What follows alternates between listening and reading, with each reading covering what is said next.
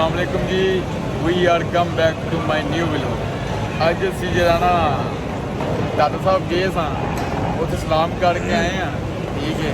तो बड़ी गुफ्तगू उत्थे हुई है, बड़ी लड़ाई भी हुई है उत्थे। खैर जरा ना इंसाफ की लड़ाई हुई है, इंसाफ की लड़ाई हुई है। नाल आपस है ने इत्थे रोटी खान लगे हैं, टाइम वाहवा हो गया भी सानू लग गई भुख, ठीक है।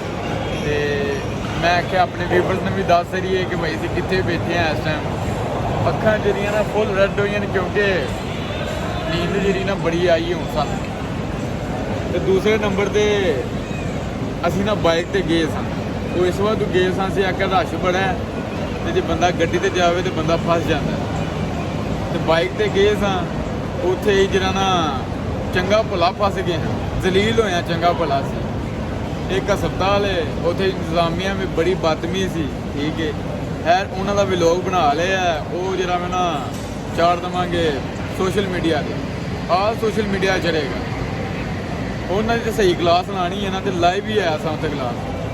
तो बकायदा जी क्लास लगी उन्होंने असर इन्ना कु होया वे कि ਜਿਹੜੇ ਬੰਦਿਆਂ ਦੇ ਪੈਸੇ ਉਹਨਾਂ ਲਏ ਸਨ ਉਹ ਬੰਦਿਆਂ ਨੂੰ ਪੈਸੇ ਵਾਪਸ ਦਿਲਾਏ ਗਏ ਨੇ, ਠੀਕ ਹੈ।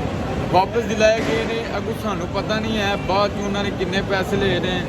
ਸਾਡੇ ਹੁੰਦਿਆਂ ਲੈਣ ਲੱਗੇ ਹਨ 150 200 150 200, ਕਿਉਂਕਿ ਉਹ ਨਾ ਫਾਇਦਾ ਉਠਾਉਂਦੇ ਹਨ ਪਏ ਲੋਕਾਂ ਦਾ।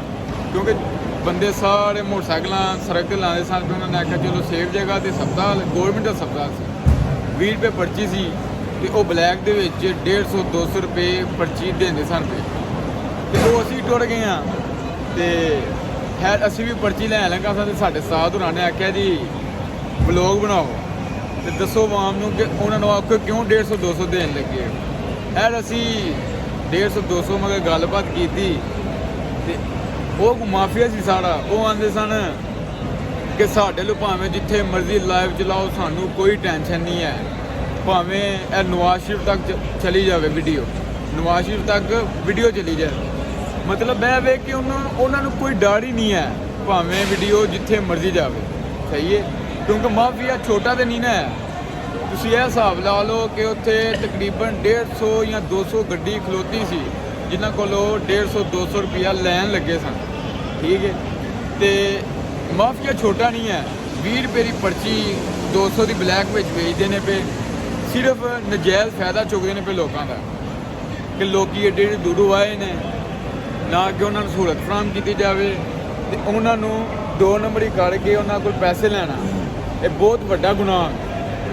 ਸਾਡੇ ਮੁਲਕ ਦੇ ਵਿੱਚ ਕਰਪਸ਼ਨ ਦੂਸਰੇ ਨੰਬਰ 'ਤੇ ਇਹ ਕੀਤੀ ਜਾਣ ਲੱਗੀ ਹੈ। ਅਗਰ ਇਹ ਕਰਪਸ਼ਨ ਖਤਮ ਹੋ ਜਾਵੇ ਨਾ ਤਾਂ ਸਾਡਾ ਮੁਲਕ ਠੀਕ ਹੋ ਜਾਂਦਾ। ਉੱਤੇ ਤੋਂ ਲੈ ਕੇ ਥੱਲੇ ਤੱਕ ਕਰਪਸ਼ਨ ਚੱਲ ਰਹੀ ਹੈ। ਅਤੇ ਜਿਹੜੇ ਗਾਰਡ ਨੇ, ਪੁਲਿਸ ਵਾਲੇ ਨੇ, ਉਹ 20 ਪੈਸੇ ਲੈਣ ਲੱਗੇ ਸਨ। ਉਹ ਪੈਸੇ ਇੰਝ ਇਕੱਠੇ ਕਰਦੇ ਸਨ ਵੀ ਜਿਵੇਂ ਹੁਣ ਮਸਜਿਦ 'ਚ ਆਏ ਨੇ, ਠੀਕ ਹੈ।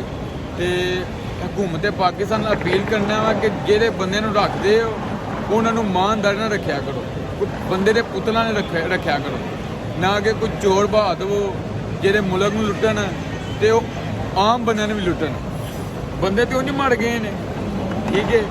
ਉਹ ਚਲੋ ਦਾਤਾ ਸਾਹਿਬ ਆਏ ਨੇ, ਉਹ ਕੁਝ ਖੁਸ਼ੀ ਨਾਲ ਆਏ ਨੇ, ਕੋਈ ਇੰਜੋਏ ਕਰਨ ਆਏ ਨੇ, ਠੀਕ, ਸਲਾਮ ਕਰਨ ਆਏ ਨੇ। ਇਹ ਮਾਫੀਆ ਵਾਲੇ ਉਹਨਾਂ ਨੂੰ ਵੀ ਲੁੱਟਣ ਬੈਠੇ ਨੇ। ਤੇ ਦਰਖਾਸਤ ਕਰਨਾ ਜੀ ਪੰਜਾਬ ਸਾਹਿਬ ਨੂੰ, RPO ਸਾਹਿਬ ਨੂੰ ਕਿ ਇਹ ਵੀਡੀਓ ਬਣਾਈਏ, ਅਮਲ ਦਰਾਮਦ ਕਰਨ, ਠੀਕ ਹੈ। ਜਿਹੜਾ ਹਸਪਤਾਲ ਹੈ ਉਹਦੀ ਵੀਡੀਓ ਵੀ ਮੈਂ ਅਪਲੋਡ ਕਰਾਂਗਾ, ਠੀਕ ਹੈ। ਤੇ ਮਿਲਨੇ ਆ ਦੂਸਰੇ ਵਲੋਗ ਦੇ ਵਿੱਚ। ਅਸਲਾਮ ਵਾਲੇਕੁਮ।